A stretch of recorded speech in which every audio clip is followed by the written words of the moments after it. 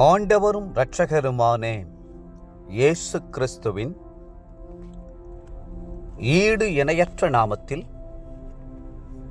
அன்றன்றுள்ளப்பம் வாசகர்களுக்கு எங்கள் அன்பின் வாழ்த்துக்கள்.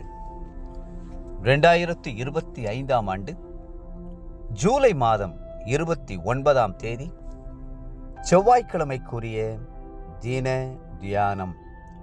இன்றைய தலைப்பு விலையேற பெற்ற கல்.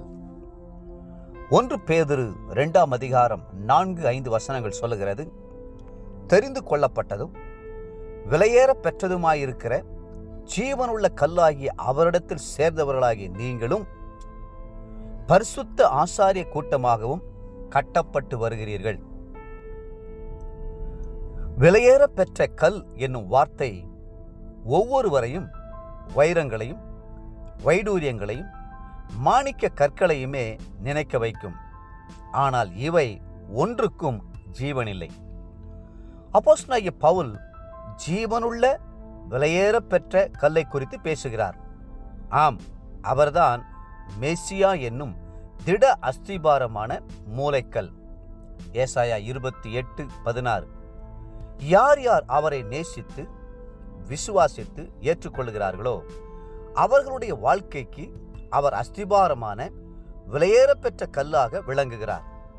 அதே நேரத்தில் அவருக்கு கீழ்ப்படியாமல் அவரை தள்ளிவிடும் போது அவரே இடறுதலுக்கு ஏதுவான கல்லாகவும் மாறிவிடுகிறார். 1 பேதுரு 2:7. அன்றைக்கு இயேசு கிறிஸ்துவை பரிசேயர்களும் சதுசேயர்களும் தள்ளிவிட்டார்கள். யூதர்கள் அவரை சிலுவையில் அறையும் என்று கூக்குரலிட்டார்கள். அன்றைக்கு இருந்த வேதபாரகனும் ஆசாரியனும் அவரை ரோம அரசாங்கத்திடம் ஒப்படைத்தார்கள். வீடு கட்டுகிறவர்களால் ஆகாது என்று தள்ளப்பட்ட கல்லாய் அவர் இருந்தாலும் அவரே நம்முடைய விசுவாசத்திற்கு அஸ்திபாரமான கல்லாக, தலைக்கல்லாக, மூலைக்கல்லாக விளங்குகிறார். அவர் மேல் நாமும் தேவனுடைய வாசஸ்தலமாக கட்டப்பட்டு வருகிறோம்.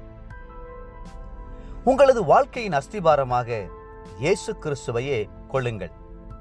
இதோ அஸ்திபாரமாக ஒரு கல்லை நான் சீயோனிலே வைக்கிறேன், அது பரீட்சிக்கப்பட்டதும் விலையேற பெற்றதும் திட அஸ்திபாரம் உள்ளதுமான மூலைக்கல்லாயிருக்கும், விசுவாசிக்கிறவன் பதறான். ஏசாயா 28:16.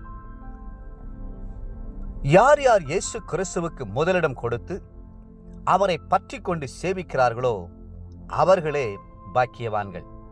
மட்டுமல்ல, விலையேற பெற்ற கல்லாகிய அவரோடு நாமும் இணைந்து கட்டப்படும் போது நாமும் விலையேற பெற்ற கற்களாக மாறுவோம்.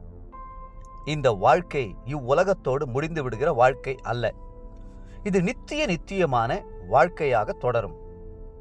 நாம் விலையேற பெற்ற கற்களாய் தேவ சமூகத்திலே என்றென்றைக்கும் நிலைத்திருப்போம்.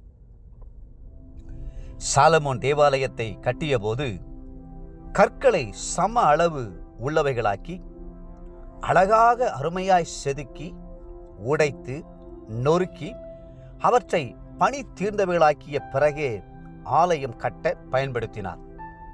அதுபோலவே பரலோக ராஜ்யத்தில் நாம் ஜீவனுள்ள கற்களாய் விளங்குவதற்காக கர்த்தர் இந்த உலகத்திலே நம்மை உபத்திரவங்களின் வழியாகவும் பாடுகளின் வழியாகவும் துன்பங்களின் வழியாகவும் வழிநடத்தி சென்று பூரண பரிசுத்தம் உள்ளவர்களாக்கி பணி தீர்க்கப்பட்ட கற்களாக சீயோனிலே புதிய எருசலேமிலே வைத்து கட்டி எழுப்புகிறார். இன்றைய நினைவிற்கு 1 கொரிந்தியர் 3ஆம் அதிகாரம் 10 மற்றும் 11ஆம் வசனங்கள்.